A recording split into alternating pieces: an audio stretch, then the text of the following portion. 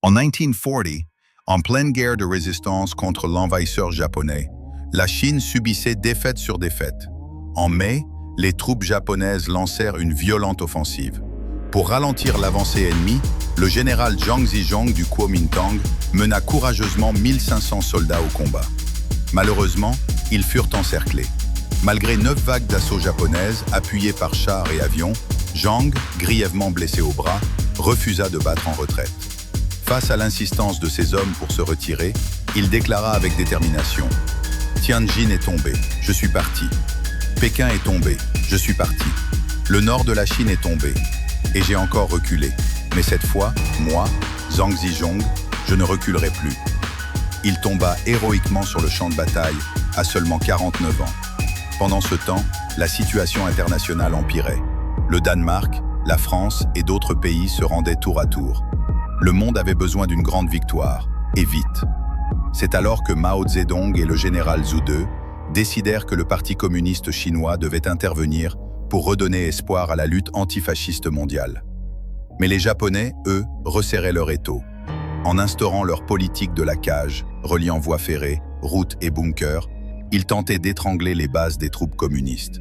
Leur politique des 3 tout, tout tuer, tout brûler, tout voler, plongea des villages entiers dans l'horreur, comme celui de Yaojiayu, réduit en cendres. Furieux, le général Peng Dehuai lança un plan audacieux, frapper fort, partout. C'est ainsi qu'est née la célèbre bataille des 100 régiments.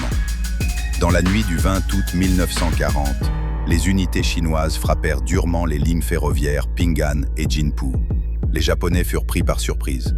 Transports paralysés, pertes lourdes. Mais ce n'était qu'un début. Prochaine cible, la gare stratégique de Liangzhuguan. Bastion de transport japonais, elle devint le théâtre d'un assaut frontal. Les troupes chinoises, attaquant par l'est et l'ouest, firent reculer l'ennemi.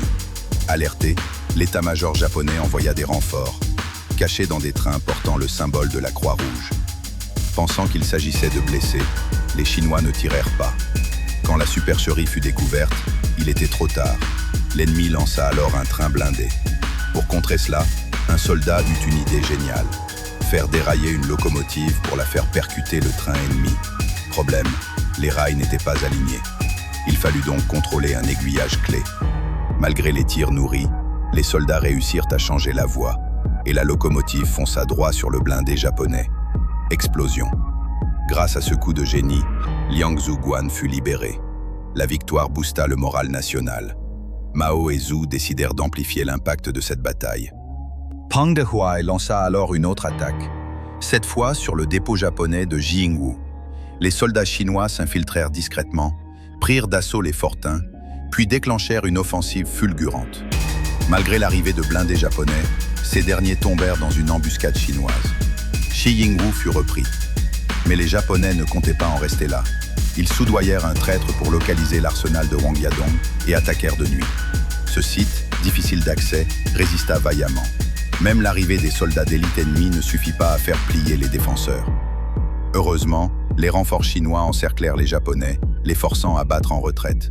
Mais le prix fut lourd, pertes humaines, équipements détruits. L'ultime affrontement se déroula à Guanjianao-Teng. Le général Teng savait que c'était la bataille décisive. Si l'ennemi n'était pas écrasé, il risquait une contre-attaque massive dès le lendemain. Le terrain était difficile, défendu par 3 lignes ennemies. Les combats furent acharnés. Liu Bosheng eut alors une idée brillante. Creuser un tunnel sous la colline, poser des explosifs et frapper au cœur de l'ennemi. Pendant qu'une unité simulait une attaque frontale, l'autre avançait en silence. L'explosion pulvérisa les lignes japonaises. Victoire éclatante. La bataille des 100 régiments devint un moment phare de la guerre de résistance chinoise. Elle prouva au monde la détermination du peuple chinois à lutter contre l'envahisseur, renforça la volonté nationale et écrivit une page héroïque de l'histoire mondiale.